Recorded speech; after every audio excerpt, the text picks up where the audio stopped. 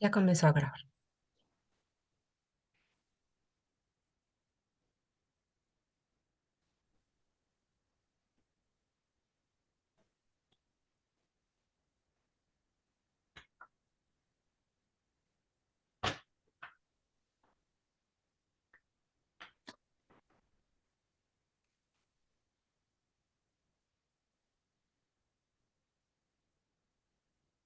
Si quiere comenzar, Sí, pues adelante. Muy bien, pues muy buenos días México, y muy buenas tardes España. Bienvenido, bienvenidas todos los asistentes a través de esta plataforma a los encuentros organizados por el Cuerpo Académico para el Estudio de la Cultura Novohispana, que me honro en coordinar junto con la inestimable ayuda de la doctora Benítez de la UPAEP. Agradecemos a todos los asistentes presentes a través de la pantalla del ordenador, de las tablets o de los celulares, ¿no?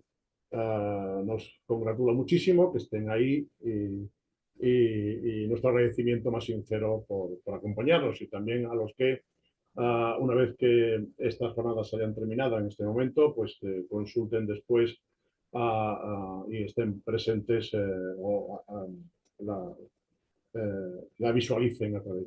Agradezco también al ingeniero Quintana, que veo que se ha sumado. Ingeniero, muy buenas tardes.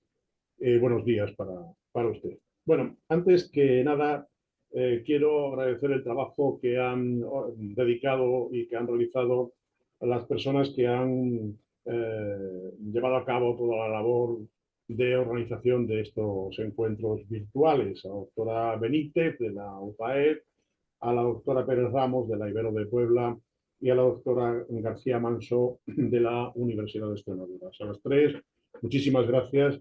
Muchísimas gracias y mis felicitaciones por el excelente trabajo que han realizado.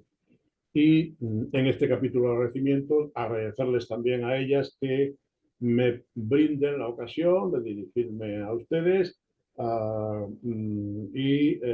para presentar las jornadas en su conjunto y también a primera ponente de las mismas. Permítame que les hable también brevemente del Cuerpo de Cultura Novohispana, que nace en el 2015. Tenemos una década ya, por tanto, de actividades en el marco de las relaciones que desde los años 90 del siglo pasado mantienen estas dos universidades, la Universidad de Extremadura en principio y la Universidad de Puebla, la UPAED, en el marco de la red universitaria Extremadura, que surge en 1994, especialmente las relaciones bilaterales que hemos mantenido estas dos universidades. No me canso de decirlo y ya me habrán escuchado alguna vez más, y no será la última, que diga que esa red universitaria Extremadura, la universidad que más se implicó en la misma fue la UPAEP desde el principio. Bien, pues fruto de esas relaciones bilaterales entre la Universidad de Extremadura y la UPAE fue la creación de este cuerpo académico de cultura novohispana, de la que ya ha dado frutos académicos y científicos muy importantes. Las jornadas de cultura novohispana, los congresos, como por ejemplo el de los franciscanos en Nueva España que celebramos el año pasado, cursos de especialización sobre patrimonio, publicaciones, en fin, una actividad importante a la que se suma estos encuentros que iniciamos ahora. A esas dos universidades, la Universidad de Puebla, la UPAEP y la Extremadura, se han venido después a sumar otras universidades, como me refiero para el cuerpo académico, como la BUAP de Puebla o la Ibero de Puebla. Bueno, el cuerpo académico para el estudio de la cultura no hispana, en su reunión del 15 de enero de este año, preparatoria de las actividades de esta anualidad, pues entre una de los puntos del orden del día era la elaboración de esas propuestas de actividades para el curso 25-26. Y decidió en esa reunión el cuerpo académico mantener y dar continuidad a una actividad que realizamos en el 2021 cuando programamos las conferencias virtuales tituladas 300 años de Novohispanidad, diálogo desde la diversidad, que seguramente algunos de ustedes recuerdan y que tuvieron vigencia a lo largo de todo el año 2021.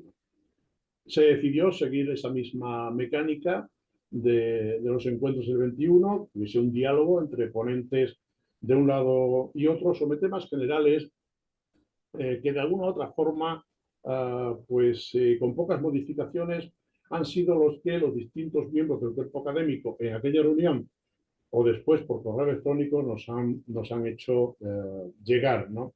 Con esas sugerencias hemos elaborado este programa que les voy a desgranar brevemente hoy con la primera intervención de la doctora Guerrero sobre la Biblia y sus ediciones, que fue uno de los temas que se decidieron en aquella reunión del 15 de enero. La doctora Berenice Alcántara del Instituto de Investigaciones Históricas de la UNAM también participará en este mismo grupo de la Biblia y sus ediciones el día 26 de septiembre. El día 16 de octubre, don Manuel Lázaro Pulido, de la Pontificia de Salamanca, iniciará la serie de conferencias que dedicamos a los humanismo y humanistas entre dos mundos, ¿no? Que continuará el día 30 de octubre el doctor Ambrosio Velasco, del Instituto de Investigaciones Filosóficas de la UNAM. El día 14 de noviembre, doña doctora Isabel Álvarez Icaza, del Instituto de Investigaciones Estéticas de la UNAM, hablará y empezará la serie de conferencias sobre el arte tequifki. Este tema nos parece muy importante, por eso vamos a dedicarle 3 sesiones, porque hay pocos ejemplos artísticos que revelan, o culturales, ¿no?, que revelan hasta qué punto se produce ese sincretismo entre lo europeo y lo americano como el arte tequifki. Y, repito, se inicia el día 14 de noviembre con la doctora Álvarez Icaza.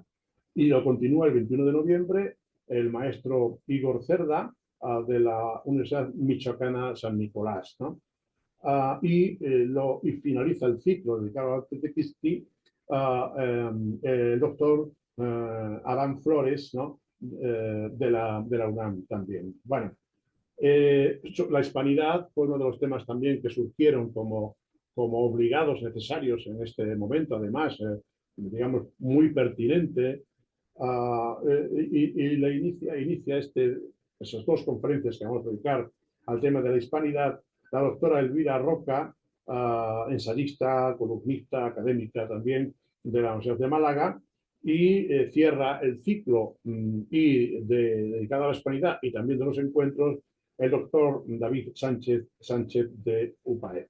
Este es el ciclo de las sesiones y, dicho esto, pues permítanme presentarles a la primera ponente de estos encuentros y hacer el moderador del debate. Para esto último, les ruego que aquellos que deseen intervenir o tengan alguna pregunta o una consideración, que lo hagan a través del chat que tienen en sus pantallas. Bueno, brevemente voy a declararle las líneas fundamentales del currículum vitae de la doctora Guerrero Sánchez.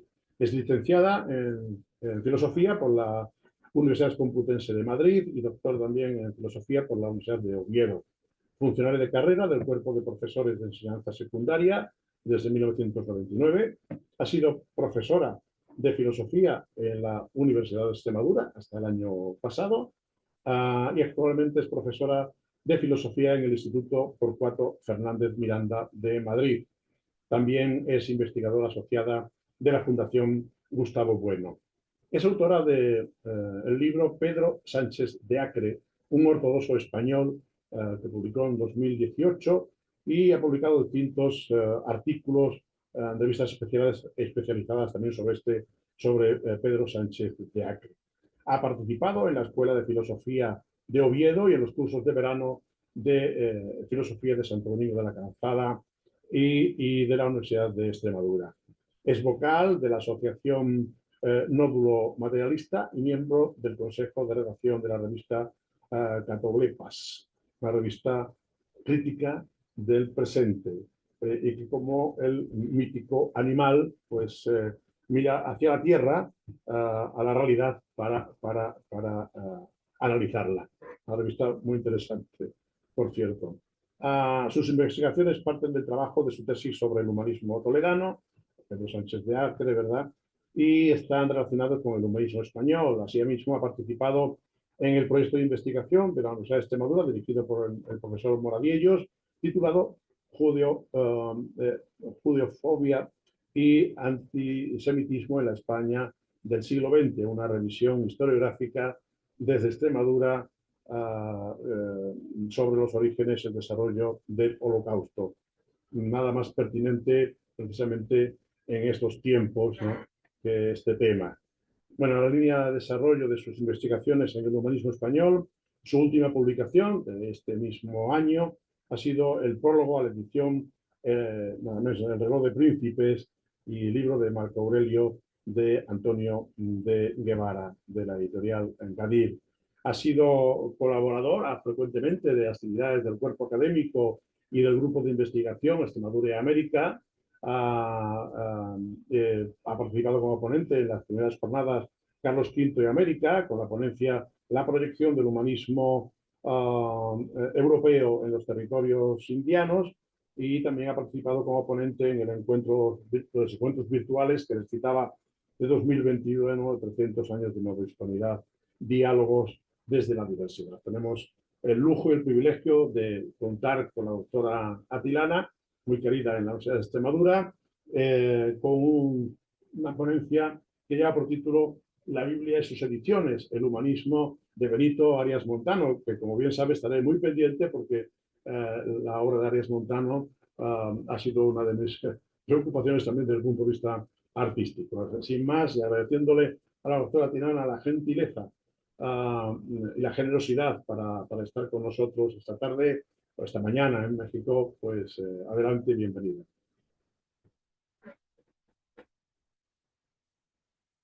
No se oye, Tirana. Disculpad.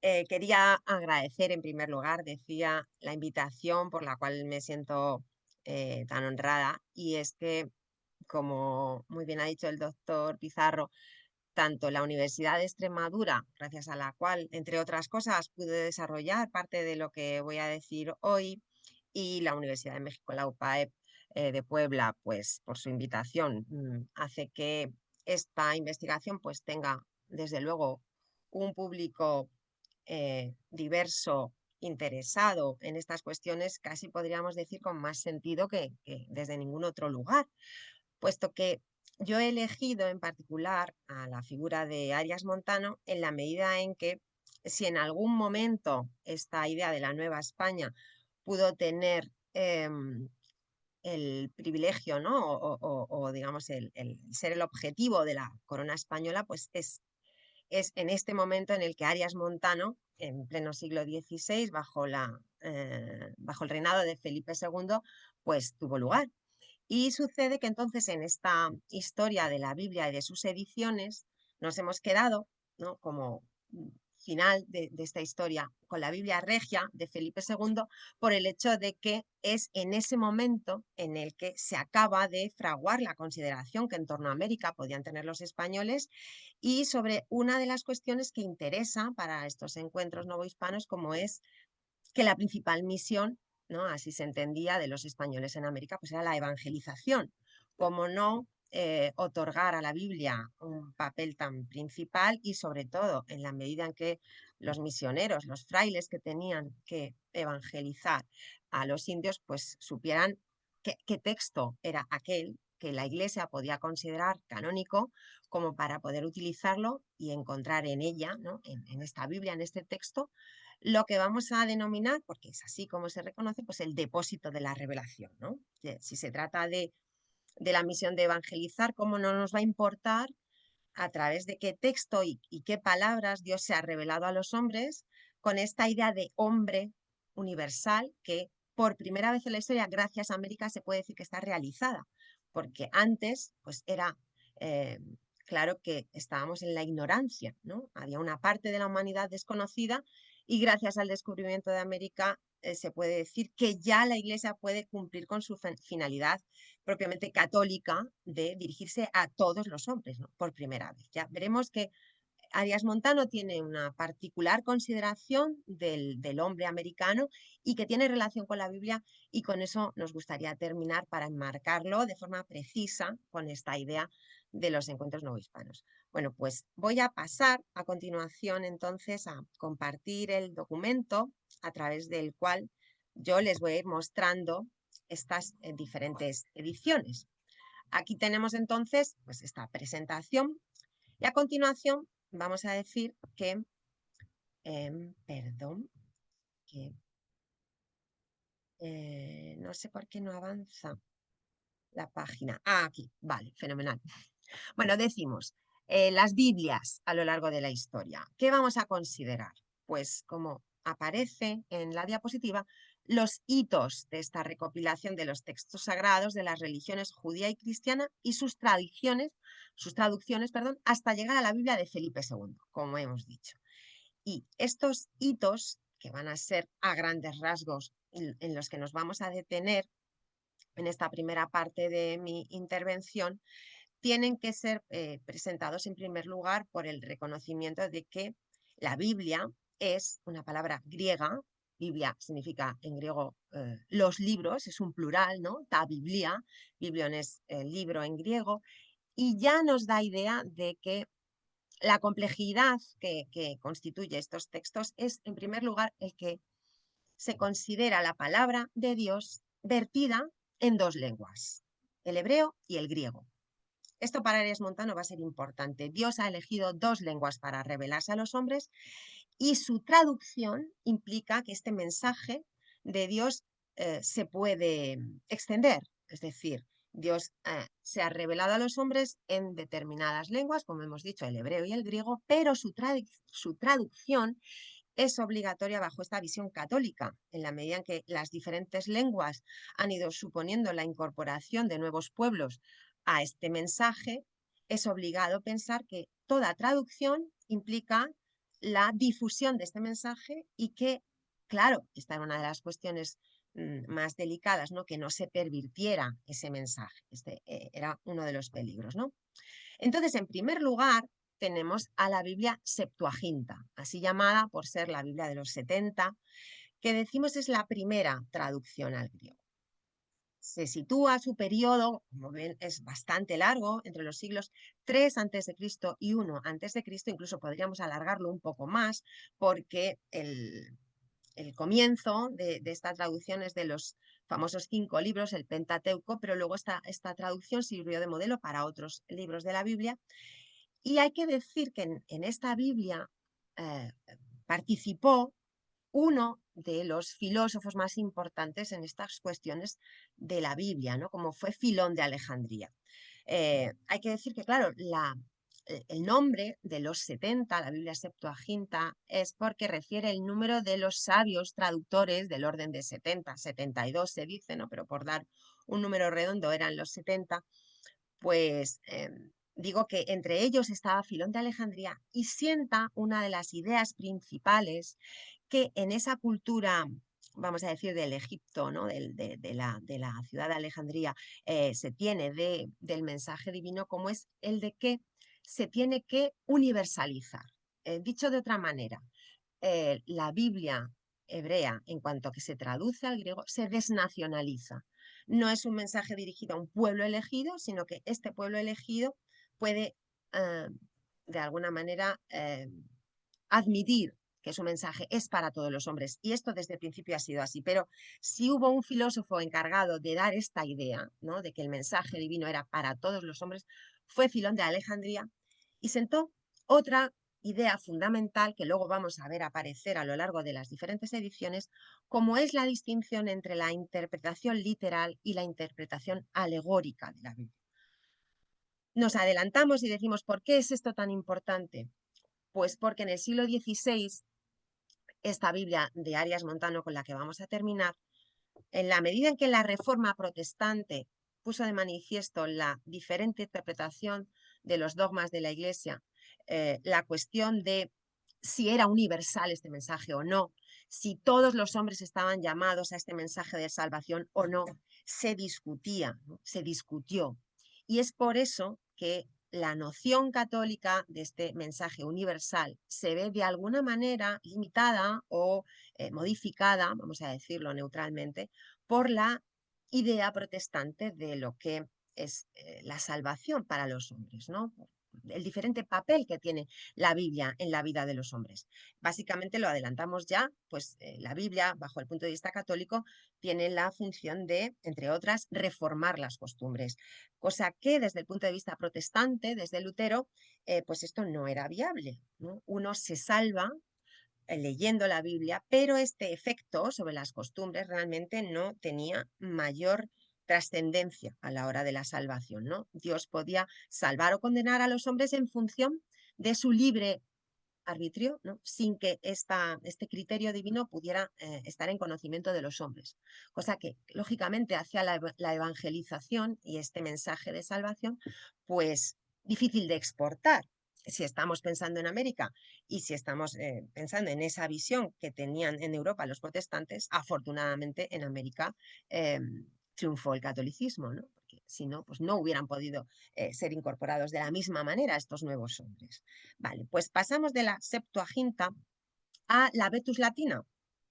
Y es que aquí tenemos el propio desarrollo de la historia a través del cual pues ya son pueblos latinos los que conviven en este imperio romano en el que el cristianismo al principio es perseguido, y es por eso que esta primera versión latina, vemos ahí que decimos varias traducciones, son varias, no es una, no es un hombre que pudiera unificar esta traducción, sino que diferentes grupos dispersos en torno al Mediterráneo van teniendo diversas traducciones y se habla de esta Vetus latina de una manera, pues, digamos, por ahormarlo a un concepto, pero realmente estamos hablando de distintas traducciones de diferente calidad que realmente pues, nos habla de esta dispersión del cristianismo entre estos pueblos de lengua latina que todavía no será la que viene a continuación, que será la definitiva, ¿no? De San Jerónimo. Pero antes, entre esta Vetus latina y la de San Jerónimo, la famosa traducción de San Jerónimo, está esta tan interesante de Orígenes, también de Alejandría, del siglo III, que es la Exapla. Y la propia palabra con la que se le conoce ya nos indica cuál es su valor.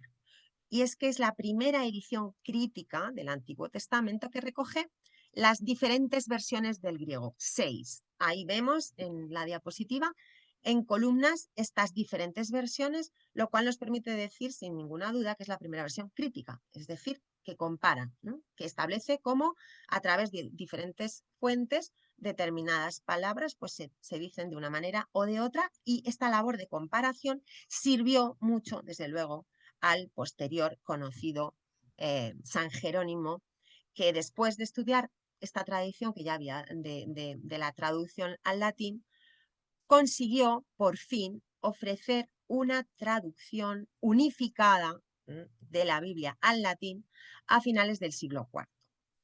Fue tan importante, ahí tenemos una portada, ¿no? Ya vemos pues muy bien decorada, muy rica, ¿no? Nos imaginamos del siglo XVI, que fue declarada en 1546 en el Concilio de Trento la edición auténtica de la Biblia, es la famosa Vulgata. Se conoció así desde el siglo XVI y vamos a ver cómo, al ser esta referencia canónica del Concilio de Trento de esta Biblia, la que se estableció, supuso para la que vamos a ver después de Benito Arias Montano, pues cierto problema, en la medida en que Arias Montano, al tener una visión filológica, científica, de la importancia del texto hebreo, pudo suscitar las sospechas de judaizar, ¿no? o de estar demasiado tendente a una visión judaizante de la Biblia, cuando ya la Iglesia Católica había establecido que la versión canónica era esta, en latín. Claro, fíjense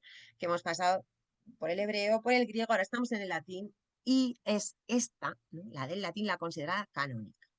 Bueno, pues después de la Vulgata nos tenemos que referir, por supuesto, ¿no?, la primera edición políglota de la Complutense, debida al cardenal Cisneros, como la primera Biblia que claramente está pensada en este espíritu del humanismo. Y me van a permitir que diga dos palabras acerca de qué significa exactamente en este contexto hablar de humanismo en referencia a la Biblia, porque incluso puede parecer algo contradictorio, ¿no? Por lo siguiente, y es que en cuanto que enfrentamos el texto sagrado con los textos humanos, ¿no?, el texto en el que Dios se revela a los hombres frente a los textos escritos por los hombres sin esa inspiración divina, pues parecería que tener una visión humanista de la Biblia es humanizar algo que por sí mismo no es humano. Y es verdad que esta también fue una de las razones por las cuales Benito Arias Montano podía ser visto con sospechas, ¿no?, por la ortodoxia católica. Y es que, en efecto, si nosotros analizamos los textos de la Biblia de una manera científica, en esta visión de confrontar las lenguas, de ver si una traducción es de calidad o no, si supone pues un conocimiento técnico de la lengua que nos pueda permitir considerar, como digo, que una traducción es buena o mala, la cuestión de la religión queda en suspenso, por decirlo así. Y es verdad que esto ya pasó en la historia de España, en la Escuela de Traductores de Toledo, no es algo novedoso en España. Les recuerdo, perdón porque es sabido de todos, pero bueno, les recuerdo que la Escuela de Traductores de Toledo reunió, en un caso pues singular en Europa, ¿no?, afortunadamente por nuestra circunstancia geográfica, histórica, podemos decir, pues reunió el saber judío, árabe y latino, gracias al cual, a través del castellano, se pudo traducir toda la riqueza que vino con los árabes de Grecia, y que de alguna manera, si no hubiera sido por los árabes, pues Europa se hubiera perdido, ¿no? Aristóteles se le conoce completamente, por poner el caso de un filósofo, que en mi caso pues es muy conocido, ¿no? Pero Aristóteles, Europa lo conocía en la Edad Media gracias a la invasión árabe de la península, porque con los árabes llegó también todos esos libros griegos que estaban desconocidos, ¿no? Bueno, pues sucede que en la Escuela de Traductores, como decimos, pues convivían las tres religiones, se habla conocido, ¿no?, esta idea de las tres culturas, que por supuesto no vivían armónicamente en España. Resultaba que había un conflicto religioso, pero a la hora de hablar de la filología y cómo unos sabios ayudaron a otros, en la Escuela de Traductores de Toledo se produjo algo parecido a lo que el cardenal Cisneros hizo en la Universidad de Alcalá, que es traer por primera vez una edición con las diferentes lenguas de la Biblia desde un punto de vista científico. Entonces, por eso subrayamos esta idea humanista de los textos. Otra manera de decirlo, los humanistas se preocupan por las fuentes, ¿no?, por la purificación de los textos, liberándolos de las interpretaciones, de los comentarios, que a lo largo de la Edad Media pues, habían ido cargando ese contenido, en principio originario, en el caso de la Biblia, de forma diría, más llamativa que en cualquier otro texto, porque estamos hablando de la palabra de Dios, pero pasaba igual con cualquier otro texto, ¿no?, fuese de la naturaleza que fuese, ¿no?, filosófico, científico. Las diferentes interpretaciones a lo largo de los siglos van modificando el mensaje y llega un momento en el cual hay que purificar. Bueno, pues a la Biblia le pasó lo mismo.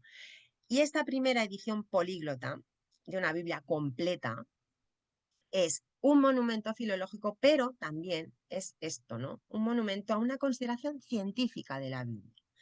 Bueno, pues no es suficientemente conocida ni su importancia ni la trascendencia que tuvo para la historia, bueno, podríamos decir de Occidente, ¿no?, de la propia Iglesia, en la medida en que, fíjense ustedes en la fecha que yo aquí recojo, ¿no?, finalizada en 1517, su patrocinador, es decir, el cardenal Cisneros, murió 5 meses después sin llegar a verla publicada. Claro, ¿qué pasó en 1517?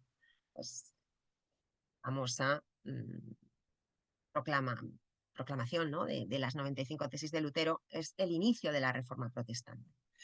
Y ya entonces estamos en ese pleno conflicto en Europa acerca de la consideración de la Biblia dentro del cristianismo, ¿no? En el seno del cristianismo, en el que se ha producido una ruptura.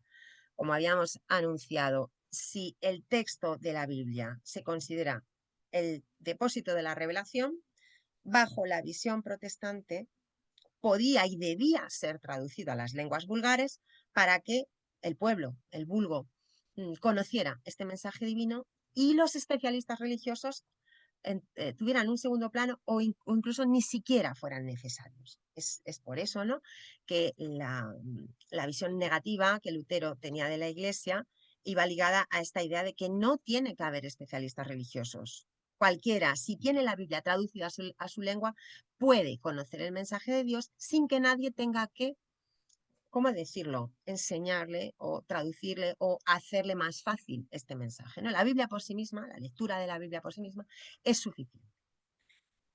Si no hablamos de la imprenta, claro está, tampoco entendemos el problema, porque este problema surgió en la medida en que ese invento de Gutenberg, trascendental para la difusión de la cultura, permitía esta publicación de la Biblia en las lenguas vulgares, ese acercamiento al pueblo de una manera como nunca antes en la historia se había podido realizar, y es por eso que decimos que quizás esta Biblia, esta edición de la políglota de Alcalá de Henares, pudo en este conflicto religioso resultar, pues, de alguna manera eclipsada, ¿no?, o postergada, como decimos, por la propia fecha en la que fue finalizada, que fue justo con la publicación de las tesis de Lutero.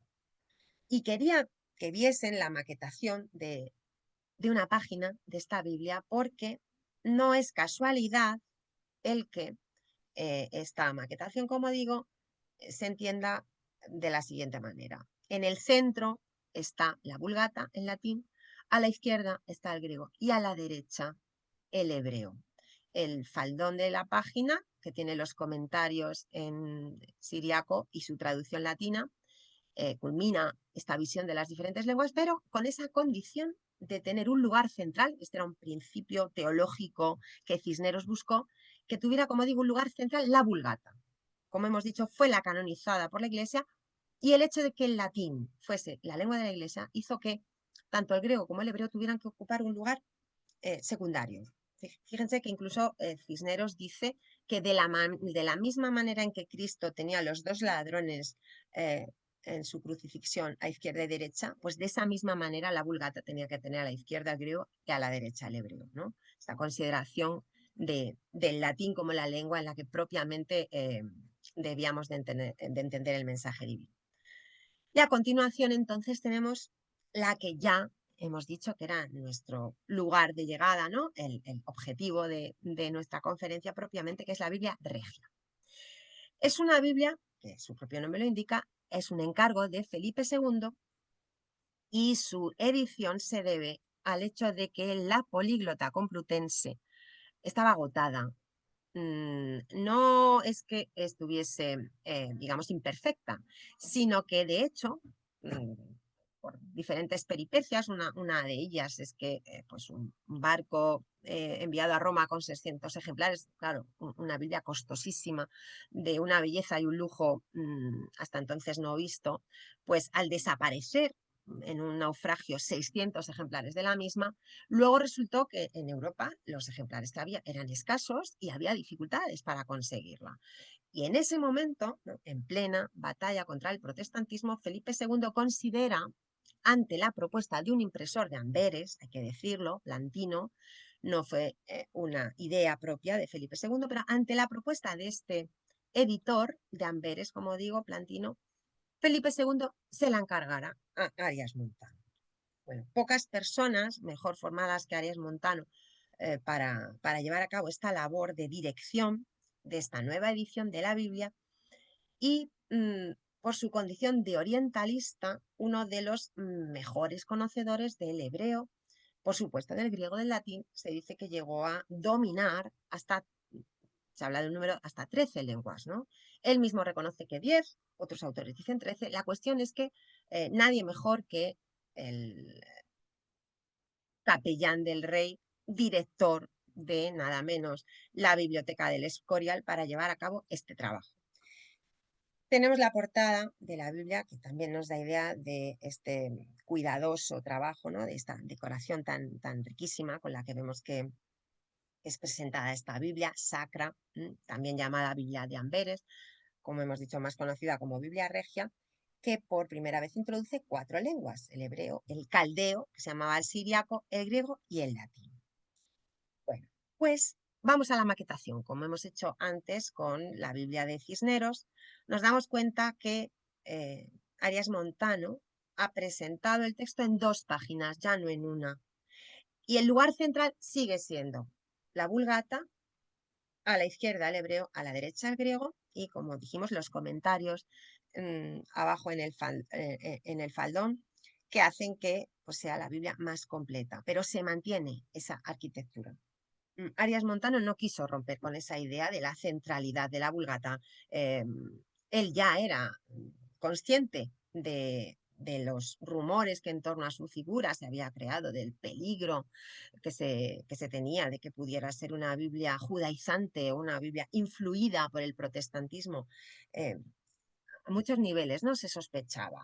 Este editor que hemos dicho de Amberes, Plantino, él mismo era protestante y además, por lo visto, de una secta llamada la Familia Caritatis, con la cual pues todos los personajes que en aquella época estaban en su entorno pues se entendía que estaban en contacto.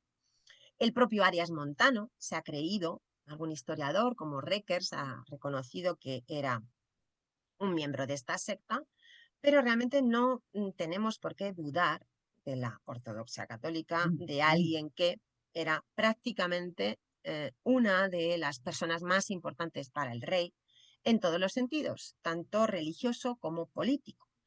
Hemos enumerado algunos de sus cargos. Felipe II le nombra capellán real, hemos dicho que le nombra director de la Biblioteca del Escorial, biblioteca que se encargó a Arias Montano el de montar, es decir, que estamos hablando de la biblioteca más importante del mundo en ese momento, la reunión de todos los saberes de la época que se podían tener bajo un lugar como es este monasterio del Escorial, y que le hizo viajar por toda Europa buscando códices, textos antiguos, en una recuperación de, pues digamos, toda la sabiduría de la historia, se puede decir que es reunida allí, y que entonces sería algo extraño, ¿no? Que pudiera tener esta doble vida o esta participación de una secta protestante cuando la relación con el editor era necesaria, pues en Amberes, por supuesto, que habría personas protestantes y que allí trabajaba en torno a un grupo de sabios filólogos que podrían tener diferente consideración del cristianismo, pero que lo que importaba realmente era su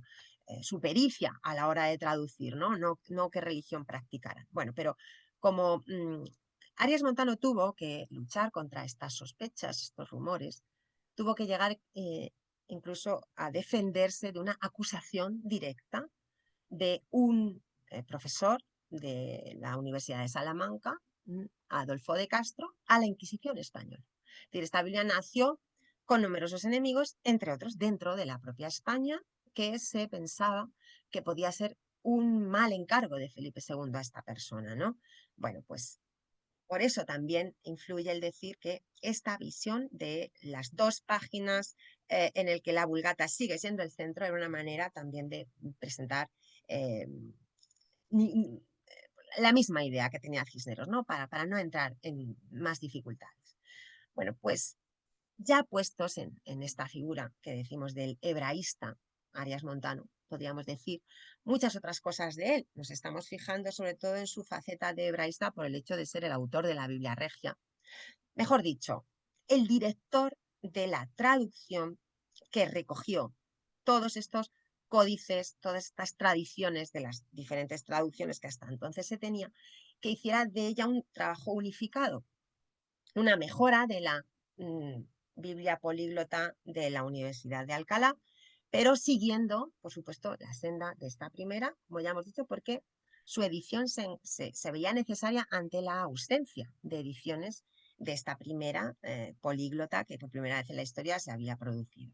Bueno, y tenemos aquí su lugar de nacimiento, Fregenal de la Sierra, 1527, y su lugar de muerte, Sevilla, 1598, porque ambos lugares, lo mismo que las fechas, ¿no? Pero bueno, ya entendemos, el reinado de Felipe II ocupa la mayor parte del tiempo, porque tanto una localidad como otra tiene que ver con su filosofía y con la consideración que podemos ver en él de la Biblia. ¿Por qué Fregenal de la Sierra? Bueno, pues en primer lugar porque es una localidad en la que existe un castillo que es de la Orden de San Juan, ¿no?, de los Caballeros de San Juan, que ya desde muy joven a Benito Arias Montano le ofrecería el interés por Tierra Santa, ¿no? Cualquiera que haya estado en Fregenal o que haya nacido en Fregenal tiene que preguntarse por el sentido de ese castillo, ¿no?, qué significa, y de alguna manera ya le colocan el interés por Tierra Santa. Pero si además él se dedicó a una vida eclesiástica y de estudios teológicos, ¿cómo no va a dirigir este interés hacia el propio texto sagrado? Pero es que Sevilla fue el lugar en el que le acogieron los tutores más importantes de su formación, aunque en el propio Fregenal de la Sierra tuvo también maestros importantes. Podemos nombrar algunos de ellos por lo que van a afectar a su propia edición de la Biblia. Por ejemplo, bueno, ya que lo he dicho, en Fregenal de la Sierra tuvo contacto con Diego de Arce, médico, que le hizo estar interesado por todo aquello relacionado con la historia natural, que de alguna manera tiene una visión naturalista del hombre, que algo se ve en su concepción de la Biblia, y luego también un autor muy importante por su valor de las artes plásticas, como fue Vázquez Matamoros. Lo vamos a ver al final. Esta visión exhaustiva de la Biblia como un libro de libros, desde una visión enciclopédica, tiene que ver por el interés que suministra la Biblia para los diferentes saberes, eh, con la concepción de la Biblia, como decimos, de una visión enciclopédica del mundo, una visión general de toda la realidad. Y como vamos a decir, ya lo hemos anunciado, incluida América, ¿no? Incluida América, esto es importante. Y en Sevilla estuvo en contacto pues, con las personas más importantes, los humanistas más importantes de la época, como el mismo Pedro Mesía, que fue uno de los maestros con el que tuvo contacto, cronista de Carlos V, por supuesto, persona importantísima, y que le haría entrar en contacto pues, con la corte y el poder luego en su momento llegar a ser encargado por Felipe II de esta Biblia. Bueno, ¿y qué tenemos aquí? Pues esta visión enciclopédica. Y vamos a decir aquello que nos hemos estado reservando hasta ahora, que es como está América. Está América. Ven aquí este mapa mundi, y es que la Biblia de Arias Montano está presentada en 8 tomos. Los 5 primeros son el propio texto sagrado, pero los otros 3, los llamados el aparatus, son pues la aportación propiamente de Arias Montano a esta visión de la Biblia, ya no solamente por el propio idioma hebreo, la gramática a la que le dedica una parte importante, sino también por esa visión que hemos dicho enciclopédica, en la que todo lo que se ofrece son los diferentes saberes que la Biblia nos da del mundo, de la realidad. Y es sorprendente que para Arias Montano, Ofir, que es la localidad o la región que en la Biblia aparece como el lugar rico en oro, de donde Salomón tomó este oro para decorar su templo, Arias Montano lo sitúa en América. Y esta consideración de Ofir, que es un lugar, podríamos decir, de la Biblia misterioso, que se le colocaba en Asia, lo mismo que en África, Arias Montano lo sitúe en América. De manera que no podría Arias Montano pensar que Dios ha creado el mundo y en la Biblia, que es ese libro en el que está toda la creación, no pueda estar contemplada América, a pesar de que los hombres la hayan conocido tarde, ¿no?, relativamente, respecto a la visión medieval. La cuestión es que esto quería decirlo, hay que tener claro que Arias Montano presenta esta idea de que Ofir, el lugar bíblico, es América, y hay una corriente de pensamiento ligada a Arias Montano que tiene esta concepción. Incluso hay una etimología de la palabra Ofir que Arias Montano identifica con Perú, que por supuesto es algo forzada. De hecho, pues José de Acosta, nada menos, también gran sabio, ¿no?, de América, de historia natural y moral de las Indias, pues dice que no tiene ninguna justificación, ¿no?, esta asimilación de Ofir con América. Pero bueno, ahí está presentado, ¿no? Por eso esta visión global de la Tierra como todo lo que Dios ha creado en la tierra y que el hombre americano estuviera contemplado también en la Biblia es importante. Y para que vean esta visión enciclopédica, vamos a ir pasando algunos de estos dibujos. Antes, cuando hemos nombrado a su maestro en Fregenal de la Sierra, Vázquez Matamoros, el que le introduce en este interés por las artes plásticas. Pues todos los dibujos que hay, ¿no? Toda la orografía de la Biblia, de los mapas de Israel, de la propia ciudad de Jerusalén, lo vamos a ver, ¿no? Fíjense qué interesante que este análisis exhaustivo de todo aquello que dice la Biblia se manifestase a través de mapas, dibujos. Van a ver, ¿no? Esto es lo que les quiero presentar. Aquí tenemos pues un mapa de la tierra de Canaán. Con qué detalle, ¿no? Qué riqueza. O, por ejemplo, como hemos dicho, pues mapa de la tierra de Israel. ¿Mm? Todo esto es un saber geográfico para el momento inaudito, ¿no? Por ejemplo, el tabernáculo y campamento de los israelitas.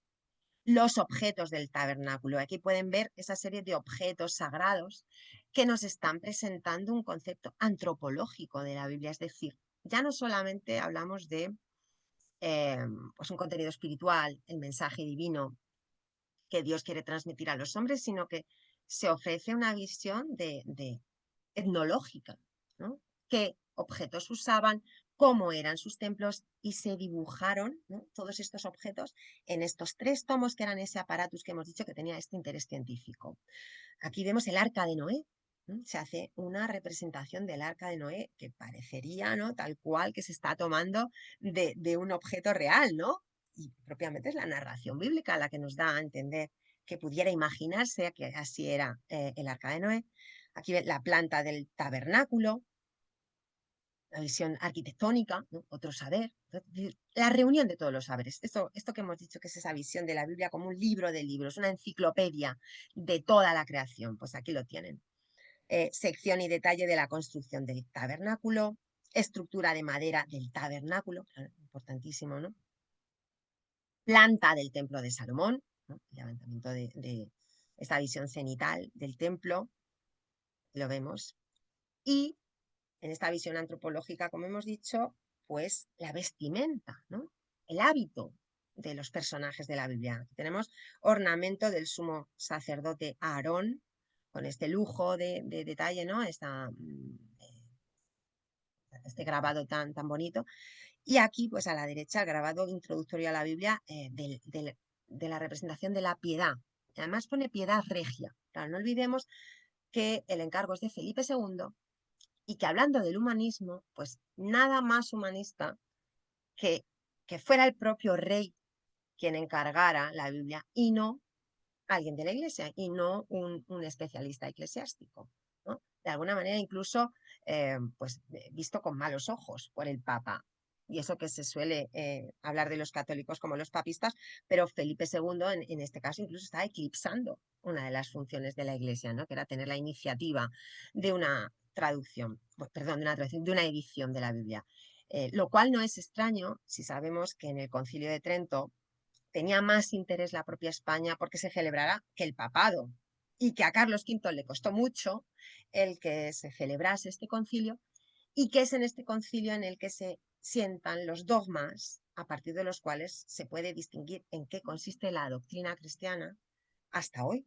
Realmente el primer concilio universal en sentido estricto es el Concilio de Trento y es en este en el que se presenta esa figura del rey interesado en solventar la cuestión teórica frente a los protestantes de la misma manera que se estaba teniendo en los campos de batalla en Europa por otros medios, ¿no? Digamos, pues los métodos teológicos, los métodos bélicos.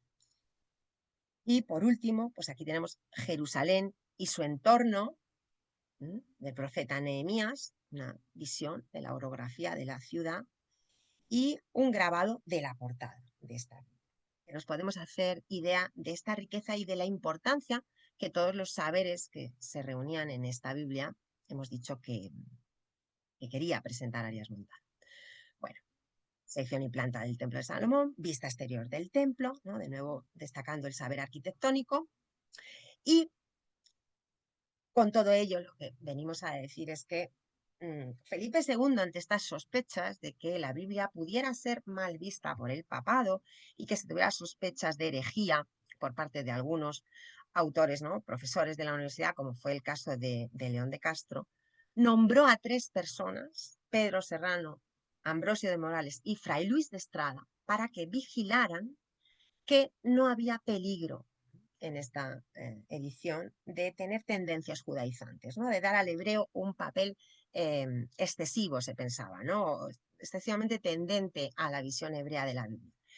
Y pues terminamos con esta frase, ¿no?, de su amigo, que a pesar de amigo había sido nombrado por Felipe II como revisor de este trabajo, y es que no es judaísmo tratar en lo hebreo, ni es paganismo tratar de lo griego. Y con ello vemos esta visión humanista, ¿no? Una cosa son las lenguas, como hemos dicho, la calidad científica con la que un texto es traducido, y otra propiamente la creencia religiosa. Arias Montano representa lo mejor del humanismo en cuanto que, con independencia de la conciencia religiosa de cada uno, reunió a los sabios más importantes de la época para dar a luz esta Biblia, ¿no?, sus diferentes lenguas, sin que hubiese peligro de que este mensaje, como hemos dicho desde el principio, estuviera tergiversado o corrompido por el hecho de que la traducción no fuese del todo adecuada. Bueno, pues dicho esto, con esta idea que Benito Arias Montano tenía de América, como ese lugar que en la Biblia fue nombrado como Ofir, gracias a esta visión católica, en el sentido de que todos los hombres caben en la consideración del género humano para recibir el mensaje cristiano, ¿cómo no relacionar con estos encuentros novohispanos esta consideración de la Biblia? Es decir, que lo que supone la enseñanza, pues gracias a la traducción es como ha podido verterse, ¿no?, a nuevas lenguas y nuevos pueblos este conocimiento del mensaje divino. Que cuando a veces se entiende que la Iglesia no quería traducir a las lenguas vulgares la Biblia por evitar el peligro de la distorsión, en realidad esto siempre se dice negativamente, pero hay que decir algo a su favor. Y es porque en esa transmisión la labor humana tenía casi más importancia que el propio texto, ¿no?, que el propio conocimiento, que la propia lectura de la Biblia. Porque, como hemos dicho al comienzo, la Biblia es un texto muy complejo, ¿no? Es una composición de diferentes libros, la historia del pueblo de Israel, sus leyes, sus costumbres, la vida de Cristo, cuando le unimos el Nuevo Testamento, cartas, pero de un nivel, diríamos, de profundidad o de, digamos, interés científico muy diverso. No es lo mismo el Cantar de los Cantares, ¿no?, evidentemente lírico, que pues, las leyes, ¿no?, del rey David. Quiero decir que la Biblia como tal no es un libro que se pueda leer como una novela.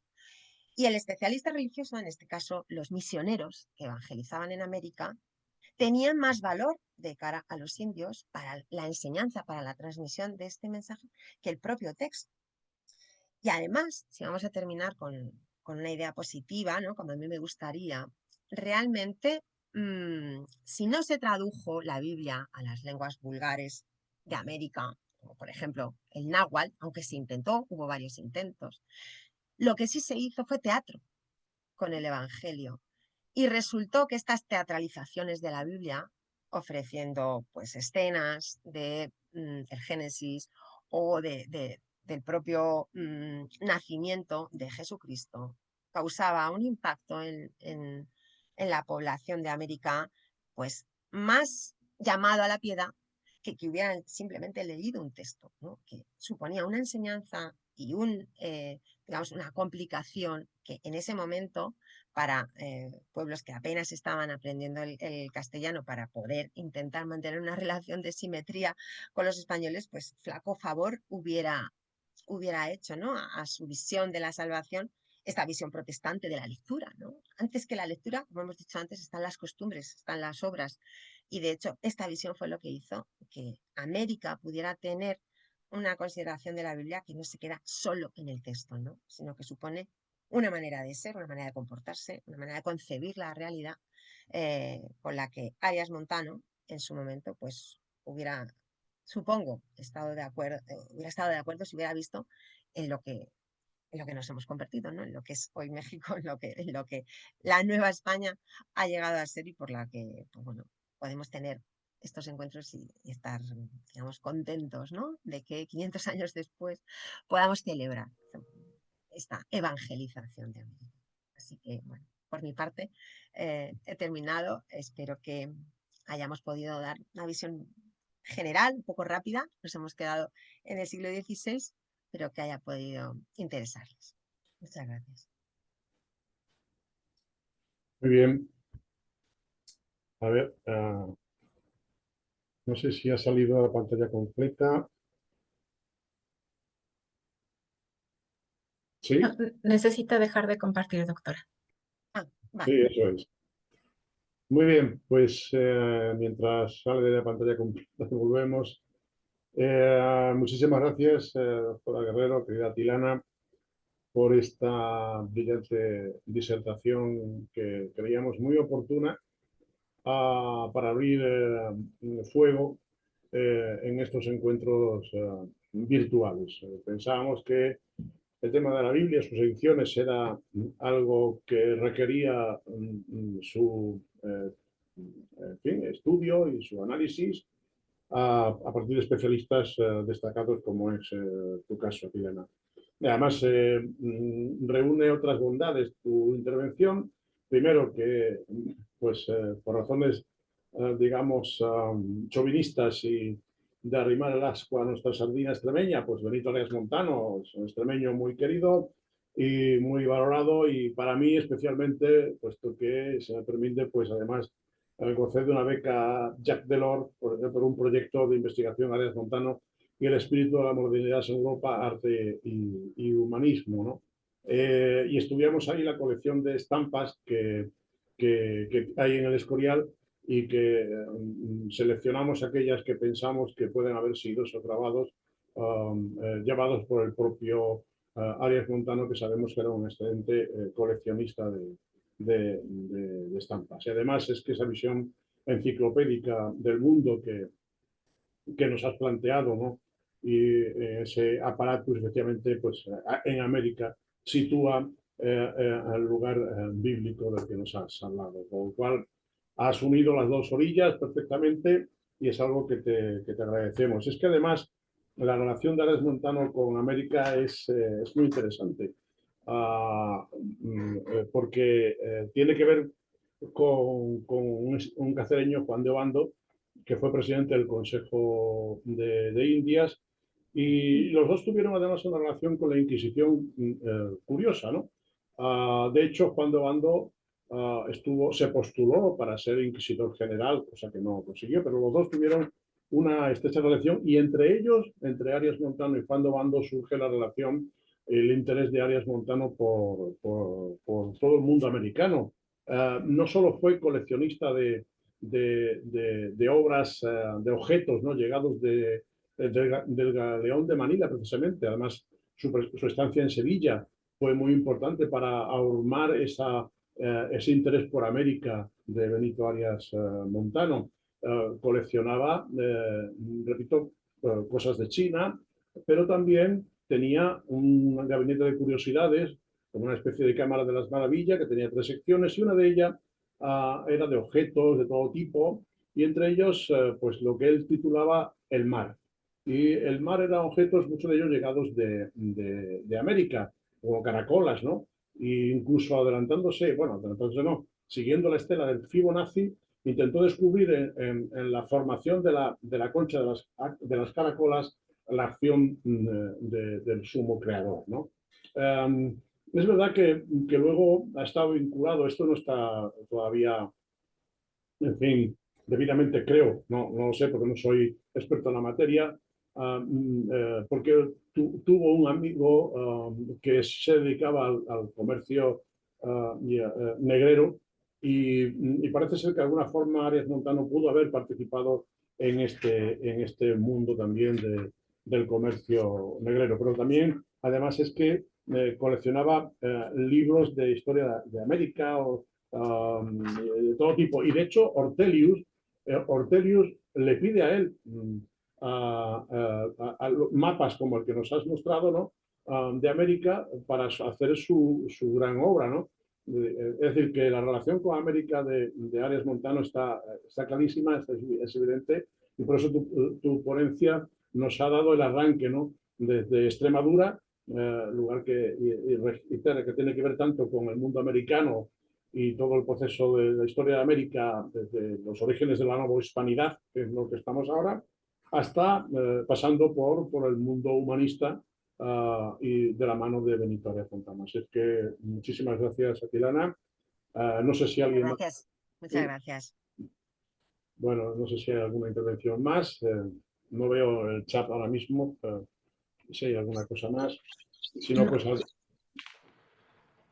no hay mensajes, pero no sé si quieran escribir en el chat alguna pregunta para la doctora. no aparece, ¿no? No veo, es que no veo el chat. Están escribiendo, doctor. Bueno, pues Sí, por escrito. sí, por favor. Me pregunta que sí por escrito. Sí, por escrito, por favor. Sí, por favor, sí.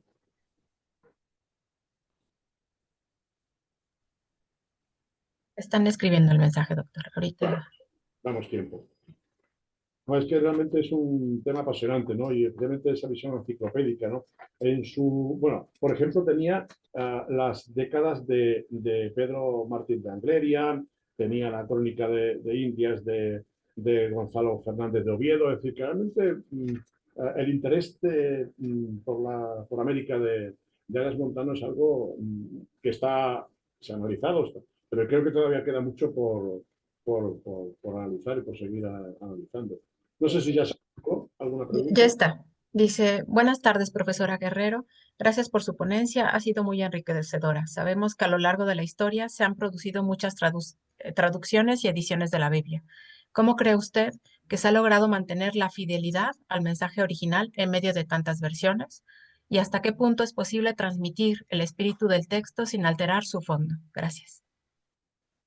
Muy bien, claro, plantea una de las cuestiones más importantes, ¿no? Como hemos dicho que desde Filón de Alejandría ya se establece esa diferencia entre la interpretación literal y la alegórica. Entonces, pues es una historia muy compleja la de las traducciones.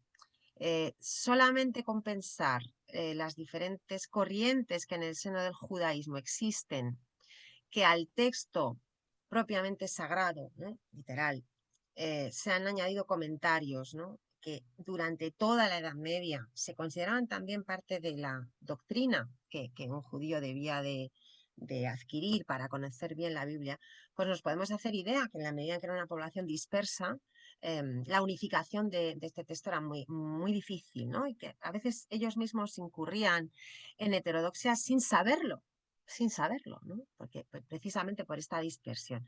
Entonces, por eso es tan importante sentar estas figuras como Filón de Alejandría, como Orígenes, como las personas, el propio Cardenal Cisneros o Arias Montano, que han tenido una visión unificada. Porque claro, mantener los criterios de traducción es importante y la calidad científica está en el propio conocimiento de la lengua. Por eso es que yo he presentado esta idea de que la ciencia no está en contra de la religión, sino que es a favor, ¿no? Que los recelos que pudiera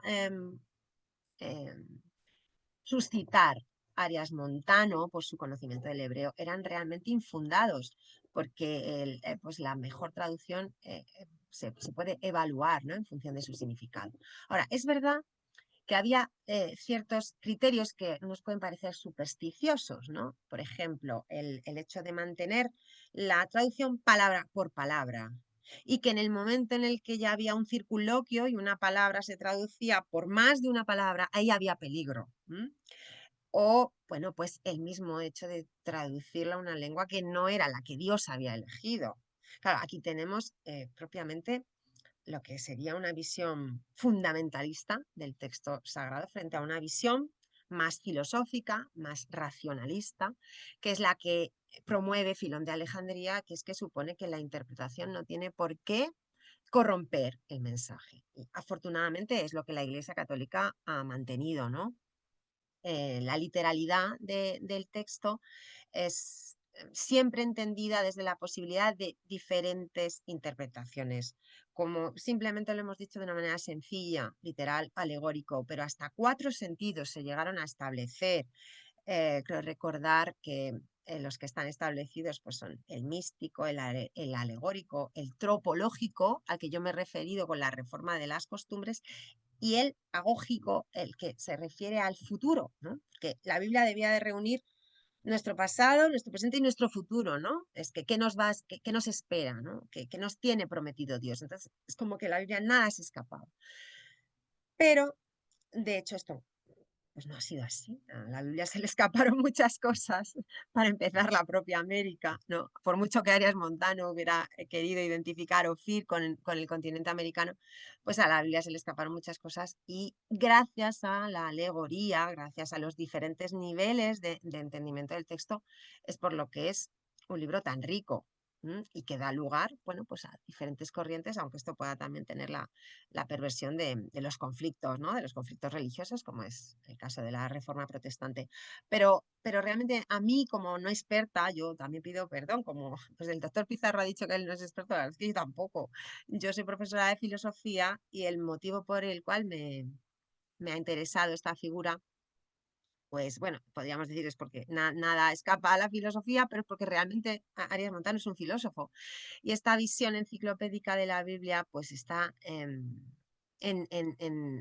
esta historia de España tan sentada ya desde San Isidoro de Sevilla. Entonces, a mí me ha llamado la atención por diversos motivos, pero propiamente en lo que sería la técnica filológica de la traducción, pues yo no podría precisar, ¿no? No podría precisar, pues que, pues vamos a decir qué versículos pues han sido corrompidos o qué interpretación en determinado aspecto ha podido ser tergiversada o no.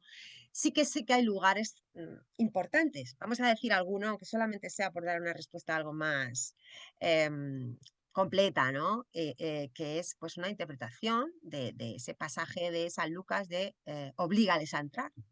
Entonces, el propio San Agustín, que por ejemplo fue crítico con San Jerónimo, ¿no? Pues San Agustín entendía ese pasaje de Lucas como justificando la violencia para poder transmitir el mensaje evangélico. Y esto en la conquista de América fue importante, porque se recordaba esta interpretación de oblígales a entrar en el templo de San Lucas como una manera en la que los españoles podían justificar el uso de las armas para poder evangelizar a los indios, frente a esa visión más ligada a las casas, ¿no? A la visión pacifista que entendería este oblígales a entrar de otro modo, ¿no? De otro modo, oblígales, pero ¿por qué medios? Bueno, por la palabra, por el amor, no podemos obligar de muchas maneras, ¿no? Por medio del buen trato, ¿no? En lugar del malo. Quiero decir que ahí tenemos ya una cuestión, ¿no? El oblígales a entrar de San Lucas, pues cómo se ha interpretado de diferentes maneras. La verdad es que podríamos decir que la Biblia da lugar a esta flexibilidad y que, bueno, pues han podido llegar a justificar determinadas medidas políticas que pasados los siglos, pues ya no podríamos encontrar su solución en la Biblia, sino ya fuera de la Biblia, ¿no? En otro tipo ya de textos que no son estos textos sagrados y que bueno, pues da lugar al desarrollo de las ciencias, ¿no? Por decirlo así. Pero bueno, muchas gracias por la pregunta, muy importante.